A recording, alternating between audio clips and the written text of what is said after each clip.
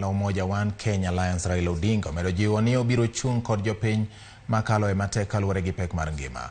Odinga oramo ni chenro mar yiero nyaka non kendo loki mar tieko kuo mar ombulu kata loko kwan mag ombulu. Omedo ni gibiro medo kwedo tend William Ruto e romo mag Azimio la Umoja One Kenya magichano timo Kisii kod Kisumu e giko dira.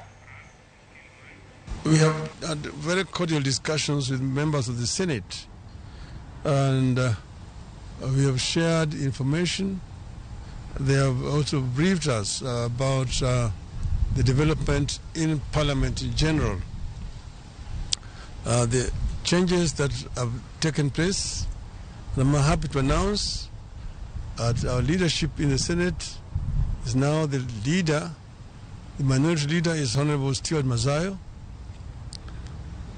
deputed by Honorable Senator Enoch Wambua from Kitui, and the whip is Honorable Ledama Olekina, deputized by Honorable Edwin Sifuna. Duond bura mar Democratic Action Party of Kenya DAPK oyiero Yinwa Malwa kaka jalo mabiro laro komtend piny Kenya gutiko mar DAPK e yiero maduong' ma higa 2027.